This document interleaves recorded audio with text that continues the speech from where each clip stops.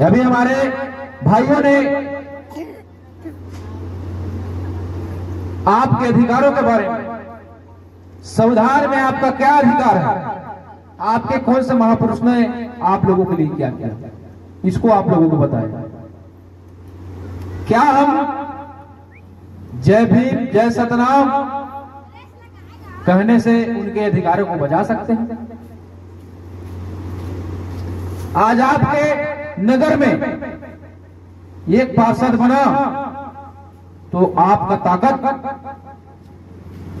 बढ़ गया और आप लोगों ने आज ये मंची कार्यक्रम रखा।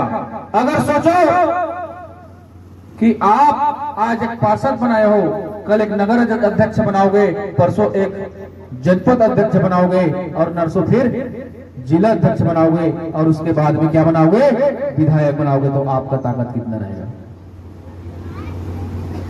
साथियों, मेरे माताओं, मेरे बहनों, ये लड़ाई जो है कुर्सी की लड़ाई है, मान सम्मान स्वाभिमान की लड़ाई है। अगर मान सम्मान और स्वाभिमान को बचाना चाहते हो तो बाबा साहब का जो इशारा है, मेंबर ऑफ पार्लियामेंट का, लेजिस्लेटिव असेंबली का, विधानसभा में जाने का, संसद भवन में जाने का, अगर वहां जाना आप तय नहीं करोगे तो आपके अधिकार जो है बच नहीं सकते। चाहे फिर आप कितना बड़े रैली निकाल लो, चाहे फिर आप अपने समाज को कितना संगठित कर लो, चाहे मंच में हम बड़े बड़े भाषण क्यों न दे लें, लेकिन जब तक हम पार्लियामेंट में नहीं जाएंगे, असेंबली में नहीं जाएंगे, तो हमारे समाज की रक्षा, सुरक्षा, हमारे अधिकारों की रक्षा और संविधान की रक्षा हम नहीं कर सकते। मैं भीम आर्मी के वो जवान युवाओं से कहना चाहता हूँ कि कमर कस लो, हमारे पास में समय कम है, गाँव गाँव जाओ, संविधान को पहुंचाओ और अपने लोगों को सही जानकारी दो। एक वोट का जो अधिकार बाबा साहब अम्बेडकर ने चर्चा अपने औलाद को खो करके आपको वोट देने का जो अधिकार दिया, उस अधिकार को बताओ, उस बाबा साहब के संघर्षों को बताओ, माता रमाबाई के संघर्षों को बताओ, अपने महापुरुषों के संघर्षों को बताओ। एक हमारे बड़े भाई एडवोकेट चंद्रशेखर आजाद जो आज विदेश जाकर के भाईचारा बनाना चाहते हैं, क्या हम छत्तीसगढ़ में रह करके क्या भाईचारा स्थापित नहीं कर सकते? भीम आर्मी का उदय इसलिए हुआ कि छत्तीसगढ़ में बहुजन समाज को एक करने के लिए, बहुजन समाज में एक भाईचारा बनाने के लिए भीम आर्मी पूरे देश में स्थापित हुई है और हम किसी भी सूरत में अपने बहुजन समाज के ऊपर अन्याय अत्याचार जो हो रहे हैं उसको हम जो है नहीं दे सकते। लेकिन साथियों, मैं आप लोगों से यही कहना चाहूंगा, क्या बिना ताकत के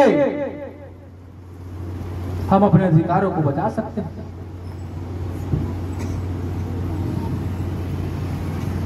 नहीं बचा सकते ना। तो ताकत स्थापित करने के लिए हमें क्या करना पड़ेगा? अपने लोगों को जागरूक करना पड़ेगा। और कैसे जागरूक करेंगे? भीम आर्मी का उद्देश्य है, भीम आर्मी का उद्देश्य क्या है कि गांव गांव में भीम आर्मी पाठशाला चलाएंगे, क्योंकि जिनकी आज जयंती है उन्होंने एक बात कही थी कि विद्या बिन मति गई और मति बिन नीति गई और नीति बिन गति गई और गति बिन शूद्र जो है पूरा पीछे चले गए। एक अविद्या के कारण हमारा समाज पूरा पीछे चला गया। उस विद्या को हम आज नहीं जगाएंगे जो महामाना ज्योतिबा फूले ने, माता सावित्रीबाई फूले ने जो गांव गांव रोटी चला करके हमें शिक्षा का अधिकार दिया, वो अधिकार आज छीनने वाला है।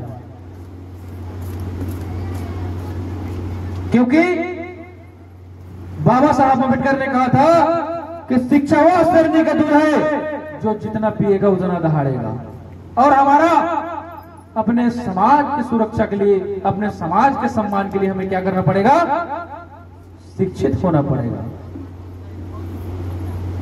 अभी इस देश की वर्तमान स्थिति आप देख लो, सारा चीज जो है प्राइवेट हो रहा है।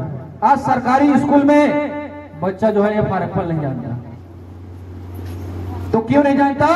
क्योंकि हम उस स्कूल में जा करके उस मास्टर को, उस टीचर को हम नहीं बोलते कि आप जो है बच्चे को सही नहीं पढ़ा रहे हो। भाई आपके लिए सरकारी स्कूल की व्यवस्था किया गया है और आपके लिए सरकारी चिकित्सा की व्यवस्था किया गया है, तो आपका फर्ज बनता है, अगर डॉक्टर आपका इलाज नहीं करता है, स्कूल में शिक्षक नहीं पढ़ाता है, तो उसे कॉलर खींच करके उससे क्वेश्चन करो, उसको जवाब मांगो कि तुम्हें सैलरी किस चीज की मिलती है।